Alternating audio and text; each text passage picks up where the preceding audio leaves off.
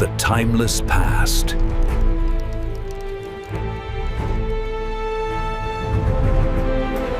The Gilded Cage. Before we can get into how Roman women pulled this off, we have to tackle a fundamental problem, the problem of sources. Why is this an untold story? Well, the simple reason is that the guys who wrote the histories we read, men like Livy, Tacitus, and Suetonius, were products of their time. They were elite Roman men writing for other elite Roman men. Their world was politics, war, and public spectacle, all arenas from which women were almost entirely banned. When they did write about women, it was usually through a lens of suspicion or moral judgment, painting powerful women as manipulative schemers or emotional wrecks. For centuries, we've been looking at the Roman world through their eyes, seeing only what they wanted us to see. To find the real story, we have to learn to read between the lines of their biased accounts. We have to look at tombstones, legal documents, and the archaeological junk of their daily lives. We have to become historical detectives, piecing together a reality that was deliberately hidden. And the reality we find is a world built to legally and socially box women in. The whole structure of Roman society rested on a concept known as paterfamilias, the father of the family. This wasn't just a sentimental title, it was a grant of nearly absolute power. The paterfamilias, the oldest living male in a family, had life and death authority over everyone in his household. His children, his slaves, and of course, his wife and his sons' wives. A Roman woman lived her entire life under the legal authority, or manus, hand, of a man. First, her father. When she married, this authority often transferred to her husband. If her father and husband died, she would be assigned a male guardian, a tutor, who had to sign off on all her major financial decisions. Why? The Romans justified this with a legal principle called infirmitas sexus, literally, the weakness of the sex. This wasn't a casual insult.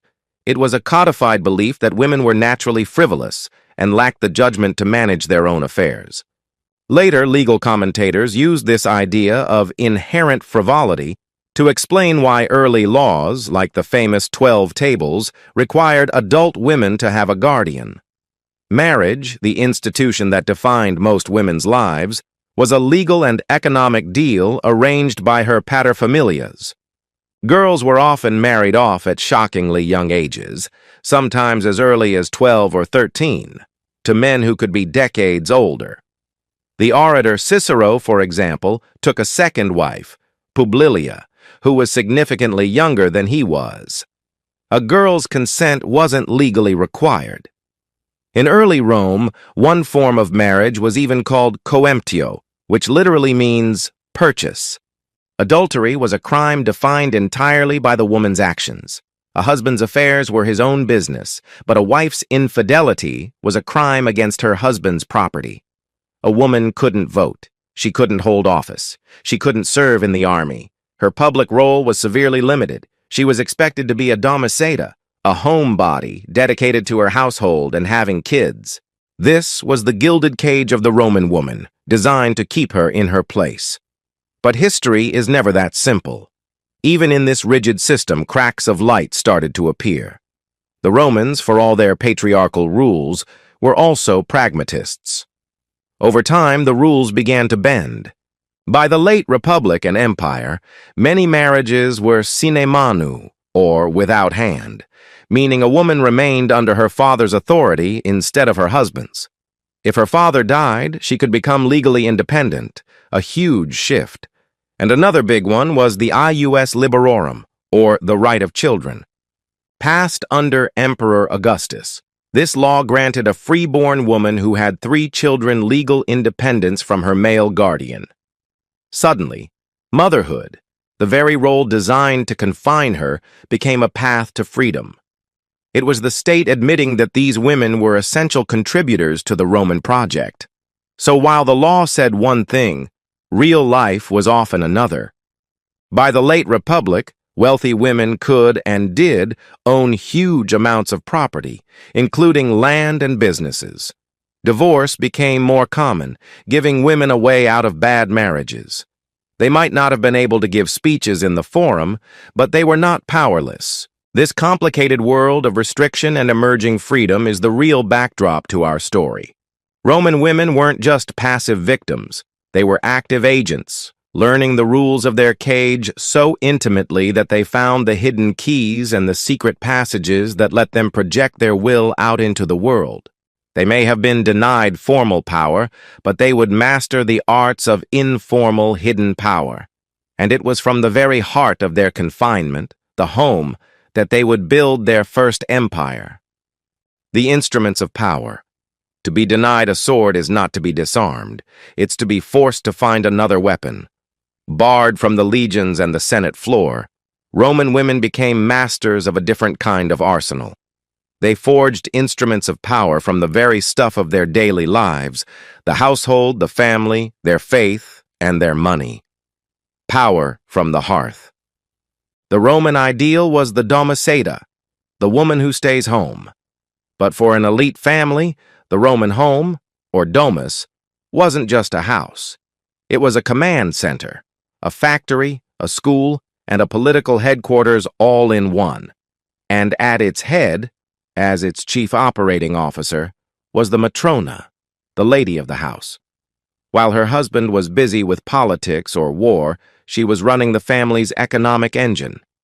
A wealthy household could have hundreds of slaves, all needing to be managed. The matrona oversaw the preservation of food, the production of textiles. Spinning wool was the hallmark of a virtuous wife, and the family's vast supplies. This wasn't just housework. It was logistics on a massive scale. Managing a senator's estate was like running a small corporation, and the women were its unheralded CEOs. When their husbands were away for years on campaign, it was the wives who managed the family's assets, overseeing estates, collecting rents, and directing investments. Cicero's letters show how much he relied on his wife, Terentia, to handle their finances while he was in exile. He sends instructions, but it's clear she's the one on the ground, making decisions. This was active, high-stakes financial management that propped up their husbands' public careers. On top of that, the domus was the main stage for a Roman man's political life. It's where he met his clients, forged alliances, and hosted lavish banquets to maintain his social network. The success of these events, and by extension the man's reputation, rested squarely on his wife's shoulders. A well-run household was a reflection of a family's power, and the matrona was the architect of this crucial public image. By mastering the hearth, she was tending the flames of his political ambition. Power behind the throne. While most women's influence was local, a select few, born into the imperial family, played the game on a much grander scale. They couldn't be empresses in their own right, but as the wives, mothers, and sisters of emperors, they became some of the most formidable political operators in Roman history. No one exemplifies this hidden power more than Livia Drusilla, the wife of the first emperor, Augustus. For over 50 years, she was at the very center of Roman power. Publicly, she was the perfect Roman matron, modest, dignified, and a symbol of the traditional values Augustus claimed to be restoring. But behind this mask was a political mastermind. The historian Suetonius tells us Augustus deeply respected her advice, even preparing notes before discussing state matters with her. Livia was also a master of dynastic politics. Augustus had no sons of his own, and the question of his heir was the most dangerous issue of his reign. With relentless determination, Livia maneuvered to ensure that her own son from a previous marriage, Tiberius, would take the throne. Ancient sources whisper that Livia wasn't above removing obstacles that stood in her son's way, pointing to a series of convenient deaths that befell Augustus's other potential heirs. Whether the rumors are true or just slander, they point to a widely held belief. Livia was a political strategist who, without ever holding office, decisively shaped the future of the empire. If Livia perfected subtle influence, Agrippina the Younger took it to a whole new level. As the sister of one emperor, wife of another, and mother of a third, she was born into power. But unlike Livia, who operated from the shadows, Agrippina craved a visible role. After marrying her uncle, Emperor Claudius, she was granted the title of Augusta, an honor Livia only received after Augustus's death. Her face started appearing on coins alongside her husband's, an unprecedented statement of shared power. Her main goal was to put her son, Nero, on the throne. She convinced the aging Claudius to adopt Nero and name him as heir, leapfrogging his own son, Britannicus. In 54 AD, Claudius died. Many historians then and now believe Agrippina poisoned him with a plate of mushrooms, and her 16-year-old son became emperor. In the early years of Nero's reign, Agrippina was the de facto ruler of the Roman Empire. She vetted appointments, influenced policy, and received foreign delegations. Her power was so public that it ultimately became her undoing. The son she had put on the throne grew to resent her control and, in 59 AD, had her assassinated. Agrippina's story is a tragic one, but it shows just how far a woman could push the boundaries of Roman society. She dared to step out from behind the throne and rule beside it. The story of Agrippina shows just how far a woman could push the boundaries of Roman society. And if you're finding this untold history as fascinating as we are, take a second to support the channel and hit that like button. It really helps us dig up more stories like this for the YouTube algorithm. Now, back to the hidden instruments of power. Power through faith.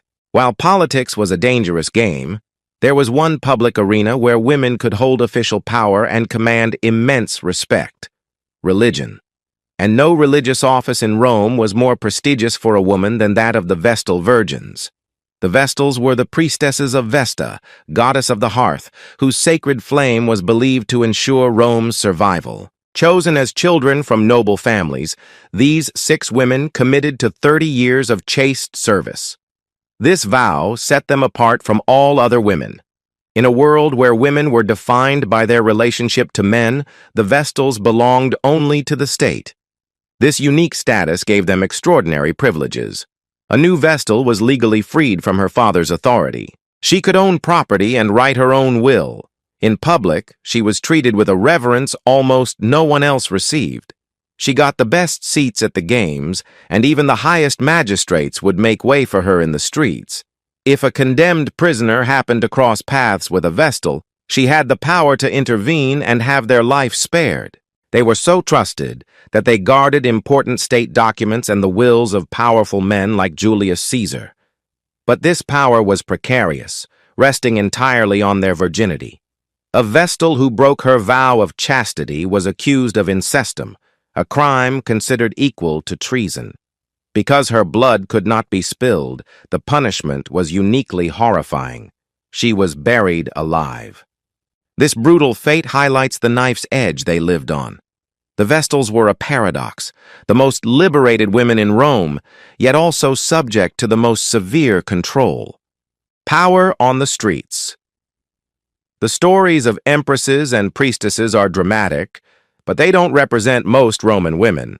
The historical record is heavily biased toward the elite, but if we look closely, we can find traces of the millions of ordinary, non-elite women who were the true backbone of the Roman economy. For these women, power wasn't about influencing emperors. It was about survival and economic independence. Lower-class women didn't have the luxury of being a domiceda. They had to work. They worked in markets, as weavers, bakers, and midwives. Inscriptions from places like Pompeii reveal a vibrant world of female enterprise. We find evidence of women who owned and ran their own businesses, from taverns to workshops producing garum, the famous Roman fish sauce. These women weren't just helping out, they were entrepreneurs, contributing directly to the economic life of their cities. And sometimes their collective presence could erupt into direct political action. The most famous example happened in 195 BC with the protest against the Lex Oppia. This was a law passed 2 decades earlier, during the war against Hannibal, that restricted women's display of wealth. No fancy-colored clothes, not too much gold, no riding in carriages. 20 years later, Rome was rich from its conquests, but the law was still on the books. So, when a proposal was made to finally repeal it, the women of Rome took to the streets. The historian Livy describes how they poured out of their homes, blocked the roads to the Forum, and lobbied the magistrates on their way to vote. It was a stunning, unprecedented public demonstration of female political will. The conservative consul, Cato the Elder, was furious. He raged against the loss of male authority, warning that if men couldn't control their own wives, they'd soon be overwhelmed by them collectively. If they win this victory, he asked, what will they not attempt? But in the end, the women won. The Lex Oppia was repealed. This event is a crucial reminder that even without the vote, Roman women were not politically silent. They understood their importance and were willing to leverage it to fight for their interests, winning a victory not behind the throne, but on the streets, the legacy. So, what's the final picture? It's one of profound complexity. The world of Roman women wasn't a simple story of oppression, nor was it a hidden matriarchy. It was a constant negotiation between patriarchal control and female agency. They lived within a system designed to limit them, but they refused to be defined by those limits. They couldn't be senators, but they could advise and manipulate the men who were. They couldn't lead armies, but they could raise the men who did. They couldn't vote, but they could flood the streets and bend the will of the state. They were denied a public voice, so they learned to speak the language of influence, patronage, and protest. The empress whispering in the ear of an emperor was shaping the destiny of millions. The Vestal Virgin held a unique form of public authority, and the shopkeeper, the midwife, and the craftswoman were building the economic and social fabric of the empire, one transaction at a time. Their legacy is one of resilience. It proves that history isn't just made in the thunder of great battles or the speeches of great men. It's also made in the quiet conversations in corridors of power, in the careful management of a household, and in the collective courage to demand what is just. History may have been written by men, but it was lived by everyone, and in the quiet spaces, in the shadows of the Forum, and in the heart of the Roman home, women were not just witnesses to history. They were its architects. To uncover their stories isn't just to add a missing chapter to the past. It's to understand that the foundations of the Roman world, and in some ways, our own, are far more complex and interesting than we've been told. The story of women in ancient Rome forces us to rethink what power even is. It challenges us to look beyond the obvious, to find the influence that operates behind the scenes, and to recognize the contributions of those written out of the official record. Their struggles for autonomy in a world designed to deny them both feel surprisingly modern. What do you think is the most surprising part about the lives of Roman women? Are there other powerful figures from this era who deserve their own story? Let us know in the comments below. We read every single one, and your ideas help shape what we investigate next. And if you want to keep exploring the hidden corners of history, make sure you subscribe and ring that bell so you don't miss our next video. Thanks for watching.